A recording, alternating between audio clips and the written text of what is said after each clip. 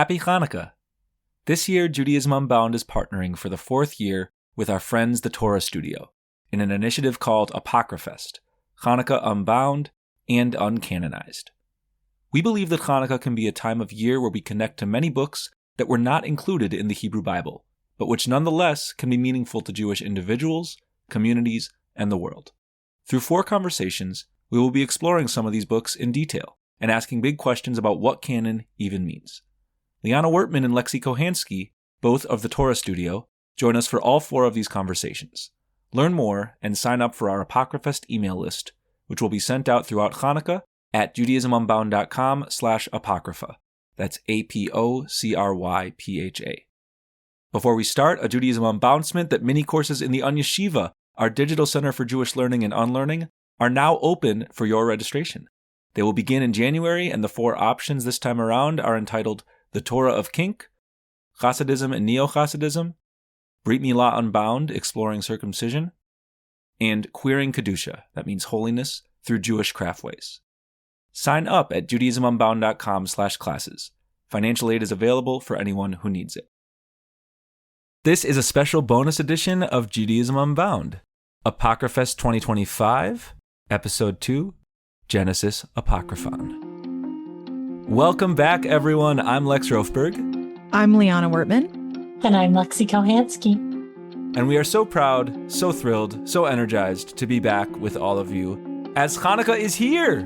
We are in the Festival of Lights, and what that means is we also must be in books of Apocrypha, books of hidden, marginalized Jewish wisdom that we can navigate this time of year in a holiday that practically begs us to search for wisdom in texts that have not been seen as canonical Jewishly. So we told you a little bit about that last time. If you want to listen to that episode, it's episode 513 in our feed. We hope that you'll go back and check it out. But today we have a particular goal, and that is to talk Genesis Apocryphon. Let's get this out of the way. Apocryphon is indeed very fun to say. You should say it while you're listening. Apocryphon, Apocryphon.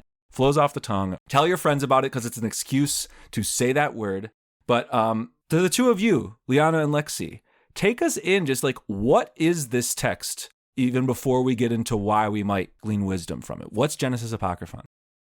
Genesis Apocryphon seems to be a scroll containing 3 monologues, one from Lamech, who is Noah's father, one from Noah himself, and one from Avraham. Noah being Noah, for those who are not familiar with the Hebrew. Noah of the flood, that Noah. And Avraham being Abraham, who started the whole monotheism business that we're still riding the waves of in one way or another. So Genesis Apocryphon identifies itself as the book of Lamech and the book of Noah and the book of Avraham, all kind of rolled up into one, and literally.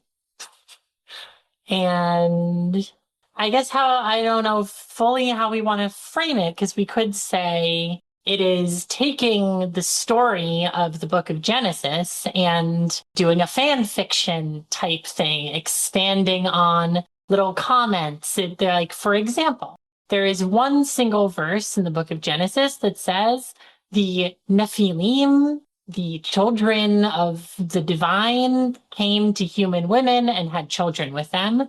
And then there were these creatures. And it's just one verse in Genesis, and the book of Lamech and Noah and Genesis Apocryphon are like really excited to play out what it actually looked like to have a world full of these beings, which are called watchers in Genesis Apocryphon.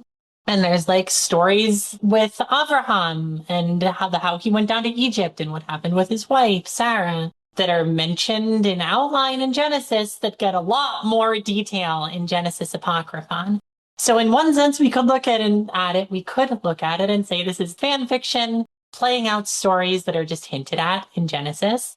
I don't know, on this podcast, maybe we also want to say this is not a fan fiction of Genesis. This is a record of a parallel folk tradition that Genesis is one version of and Genesis Apocryphon is another. So the old Genesis is Genesis non-Apocryphon. It's Genesis Apocryphon. Yes, after there the we go. after upon the veil and beyond the veil. Totally. I mean, what we can say about the scroll is that from carbon dating, it seems like it was written from the 3rd century BC up to as late as the 1st century of the Common Era. But that doesn't necessarily mean that the story it's recording comes from that time. So holding some openness towards exactly where Genesis Apocryphon finds its origins in the history of the people. One thing that stands out to me very strongly about Genesis Apocryphon, compared to Genesis, but also compared to a lot of other texts that we read, is the first person that it uses. That this is a text that gives us, I, Noah, am telling this story. I, Abram, am telling this story to you. This is my, like, it's not just, pulling back the veil on what was happening in detail for some of these short verses. It's giving us like really human emotions. It's giving us, what it feels like actually when I was reading it? It felt like reading Deuteronomy after reading Numbers, because the book of Deuteronomy is mostly in the first person of Moses, who is giving kind of a speech to the Israelites right before they enter the promised land. And at the beginning starts by kind of going back through his experience in the book of Numbers. And it's a very jarring experience when you read it closely because it's not the same story, right? He experienced it and is telling a different story. Not so different that you're like, oh, this is impossible. You went to a different place and a different scenario happened. No, he was offering us a very fundamentally human alternate view of the story, one that said, this was 38 years ago. I don't remember it perfectly, but I remember that I didn't like it. And also, he's pretty old. Like, there's a level of I think there's a little bit of maybe he doesn't remember fully. And there's this kind of feeling of like getting Moses's inside take on a text I had already built a relationship with. And that is kind of how this text feels to me, is getting Avram's inside take on what was happening behind the scenes. This is like TMZ has gotten Abraham to give us an inside scoop on exactly what was happening when he sold Sarah into slavery, basically. It's okay. This time it was fine, unsurprisingly, but it does make it feel better, right? That's a text that's all like, these are texts that have always bothered me. These are texts that the lack of humanness is very upsetting sometimes. And to get a human aspect, even if it's maybe feels apologetic a little bit, which is a much more modern concept that I'm adding on to that. But for me, it feels like, oh, they're glossing over something that hurt me. But that's where we come back to Apocrypha now, right? To see somebody else give the human side of the story, regardless of how it came to be in our canon. I have a feeling where I'm like, oh, I want to write or read or experience more first person work and creative art that comes out of our texts. Yeah, that's a really good point. I think one struggle I have with sort of the interpretation history of Torah is that a lot of people look at the way Moses talks in Deuteronomy and the stories he tells about what he experienced, and they try to do sort of gymnastics to make what he says somehow not different from what the earlier texts in Numbers or Exodus said. They try to say, oh, well, if you understand things this way, then the way Moses is talking about the story isn't quite a contradiction of the previous thing. I'd rather read it as, wow, there are different understandings of how events happen. And the perspective of Moses as an elder giving his final farewell speech, and by the way, sometimes giving himself credit for things that in earlier versions of the story, it seems that he did not do. That's one of the things that happens in Deuteronomy. Like, is he wrong to do that? I think on some level, yes. Is he also giving authentically like his perspective on it, where he would be a bigger figure in the story? Yeah, that's what we all do. So I think that's a good example about how even within Torah, within our Bible, we actually have multiple narratives happening that we can explore and excitedly read the story twice and ask, well, what if it happened this way? What if it also happened this way? And our own experience is enriched as a result. Similar to that, I'm glad you brought up that story with Sarah and Abraham in Egypt. You did it pretty quickly. So just to give a window in for those who are not super familiar with that story, there's a moment in Genesis. There's actually 3 of these. It's a story that is told 3 times. Twice with Abraham and Sarah, once, although Abram and Sarai in the first one, but Abram, Sarai, Abraham and Sarah, and there's once with Isaac and Rebekah. The same approximate story is told 3 times in different ways, which is itself very interesting in terms of what we were just talking about. But in each of the versions, the patriarch in question, so either Abraham or Isaac, lies about the identity of the matriarch involved. So Sarah, Sarai, or Rebecca, and says, "This is my sister," as a way of protecting himself. Because if they're husband-wife, it might be that the Egyptians will kill him in order to be with Sarai, who is said to be very beautiful. That's troublesome not only to you, but clearly to many different authors of texts thousands of years ago. One of the fun things about Apocrypha is we get to notice that things that bother us are not newly bothersome. They've been bothersome for thousands of years, and part of what connects us to our ancestors is that we want to fetch about similar things and have different strategies for how to resolve it. And so with that story, I come at this now after a few years of ApocryFest with sort of the apocryphal cinematic universe. And there's like different characters and different ways of seeing the story. And in Genesis, we have the version where Abraham lies about who Sarai is, and then the Pharaoh learns at a certain point that Sarai was actually the wife, and then Abraham gains a bunch of property. It's whatever anecdote. Jubilees and Genesis Apocryphon, two books of Apocrypha, each seem to be struggling with why a patriarch would lie. They each are sort of like, this guy just lies to the face of the Pharaoh, and we don't really get much backstory. Jubilees' strategy is to eliminate entirely the idea that Abraham said that his wife was actually his sister. Jubilees cuts that. It just tells the story and mentions that Sarai was sort of taken and then eventually comes back. It's a much abbreviated story. Jubilees tells this story 3 times, just like Genesis does, and in each of those times it cuts the lie. So you can tell it's very purposeful. Genesis Apocryphon goes a different direction, which is it actually expands the story very much and says, Abraham had this dream, and the dream was that he was threatened, and there was this metaphor of a tree falling over another tree, and he's the tree, and they're going to try to cut down the tree. They're going to try to take down Abraham, and so in order to preserve his own life, Sarah needs to lie about who he is. And so it gives a rationalization for why he would then lie to the Pharaoh. And I don't have a story that's like, this is the right one, I pick that one. But I do like that we get to witness all these different strategies for dealing with the problem of how do we deal with a patriarch that's lying? Maybe it's fine to lie to a Pharaoh, by the way. It's a good point. And one strategy that some rabbinic commentators use is just to say he was wrong to do it. So just to kind of open it up. Maybe we don't solve the problem. But I wonder if it'd be worth just kind of quickly summarizing what happens in the book. Yeah, absolutely. Because it's a doozy.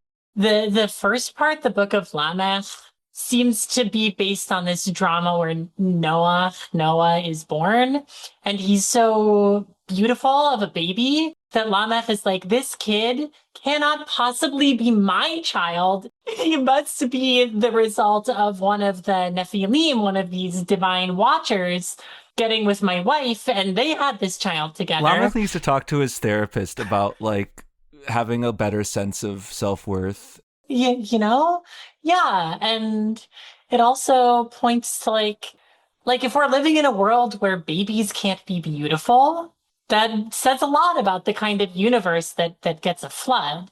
And it also says a lot about how prevalent these watcher beings are out there. So he's got a whole drama about that, and that's the Book of Lamech. The Book of Noah section, to me, the main bits are, first of all, that there's a story in Genesis where after the flood is over, Noah gets out of the ark, goes to the land, becomes a tiller of the soil, plants a vineyard, makes wine, gets drunk, and gets caught naked, and this is a very bad thing. And in Genesis Apocryphon, he's got the vineyard, but instead of just randomly getting drunk, it seems like it's happening on a festival day. Yes. Everybody's having a party, everybody's getting drunk, and not only is it the appropriate thing to be doing for him to be drinking wine, it's also this opportunity for him to have this prophetic vision of a cedar tree and an olive and a guy coming up with a scythe with fire. In Genesis Apocryphon, getting drunk and partying, rather than being a doorway to sinful behavior, is actually a gateway to prophecy and revelation. And then the section with Abraham, we already talked about what the main bit of that is, where it feels to me like the people who put Genesis Apocryphon together really motivated to justify why Abraham let Sarah get abducted by Pharaoh. And they're also really careful to say not only did like God let Abraham know this would happen, but also that Pharaoh didn't touch Sarah at all. They didn't sleep together. He didn't molest her. Nothing so bad happened. Nothing happened that would mean that Sarah couldn't go back to Abraham and everything would be proper. So that's just like quick highlights of the Apocryphon. You didn't talk about the highlight where they spend an entire column talking about how hot Sarah is. That's great. That's like a really good piece. I don't know. That's it. It's just column an entire being the column. word, like it's literal columns on scrolls, and so this text is broken down into 22 columns. And it's just like it like cuts in. It's like a few lines missing at the beginning and the end. In the middle, she's just so beautiful. Did you see her? She's beautiful. Did you see her hands? Did you see her eyes? Did you see her hair? Did you see her lips? Did you see her mouth? You're like, oh my gosh, okay, this reminds me of the Joseph and Asenath story we read last year about Asenath talking about how hot Joseph was.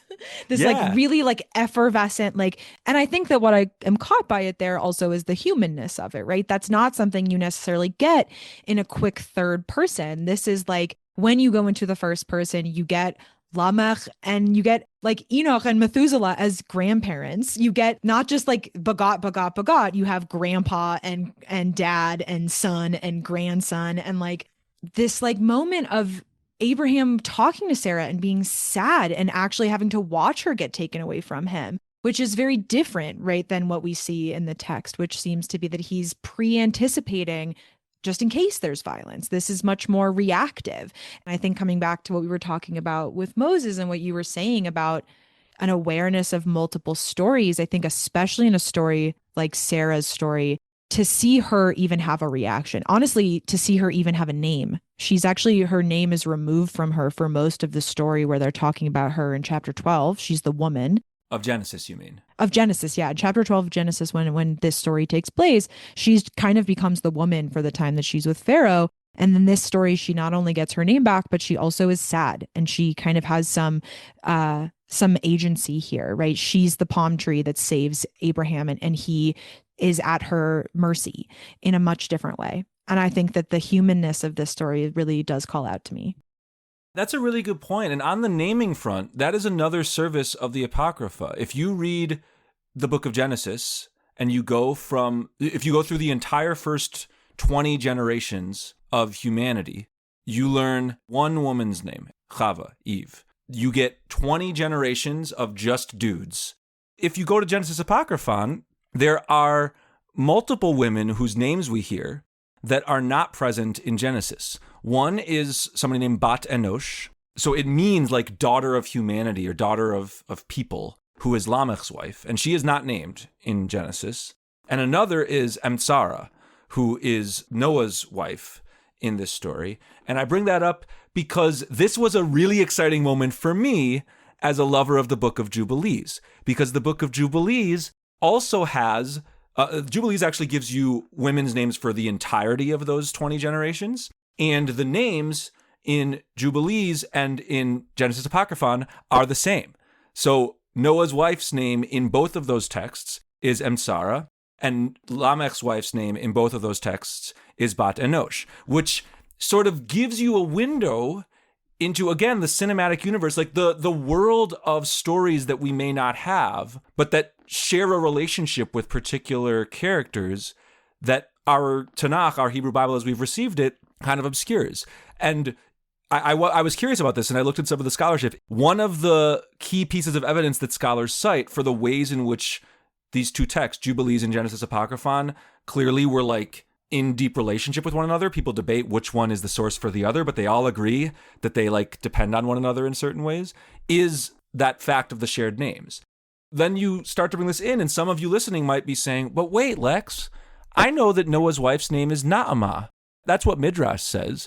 And what I'd say to that is, yeah, there's other traditions that have a different name. And we're only served when we have this addition, this overflowing vessel of different stories and different characters, especially on the front of women characters, where, again, the original text as we have it literally doesn't give us any of them for the first 20 generations of humanity. So I think that that's like a fun window into what can start to happen when you read all these apocryphal books and start to see that, like, oh, the supporting actor in this book is showing up as the best actor in this other book, so on and so forth. I just want to give a little bit of honor to the actual words of Genesis Apocryphon, because the experience of reading some of this, where it gets really fragmentary, meaning the text is from a physical scroll and the scroll decayed and pieces of it are missing, and we just have fragments of it and had to reconstruct where they fit together. So a lot of this text is in fragments. And my experience of reading that was like, this is a text that really does deserve to be called something as weird and mystical as Genesis Apocryphon. I just want to read like a little bit of what this feels like, and you can fill in the gaps. And when there's like a ... in the text, I'm just going to pause. And I want to like let your mind, as you're listening, fill in what could be in that gap. This is from towards the beginning. Where Lamech is speaking. He says, "O my father and master, I have come to you. And I say to you to not be angry with me, because I have come here to you. Respect for you, and not for length. For during the days of Yared my father, sons, and to you they will be, upon the whole of the earth, my land to the sea, earth, earth, and now go. Truthfully, not with lies. He divided all the earth." You should write an email to us. Say, what did your mind come up with to fill that in? I would really love to hear some of what we as our collective prophetic intuitions are filling in the gaps of this text with. That is a beautiful closing note. On lots of our episodes, we always end by saying, please be in touch with us with your emails, with your questions. So non-rhetorically, all of you out there listening, you're going to take a second and you're going to go to our show notes for this episode. We will include in those show notes a link to the text of Genesis Apocryphon where you can experience visually the fragments and the ellipses and the ... and all of the stuff that Lexi just delivered gorgeously. And you will offer your Mad Lib fill in the blanks to a part of the text that you want to. So non-rhetorically, for me, you can email lex@judaismunbound.com. For Liana, it'll be Liana, Liana, at thetorastudio.org. And for Lexi, Lexi at thetorastudio.org. We would love to have our inboxes overflowing with your fill in the blanks. We'll be back soon with a conversation about 4 Ezra, which is a really fascinating continuation of this conversation about Apocrypha, and one final episode where we think about all the ramifications of these different texts and how they might apply to our lives today. So we hope that you'll continue the journey with us. Chag Sameach, wishing you all the best, however many candles you're lighting on your menorah tonight. And with that, this has been Judaism Unbound.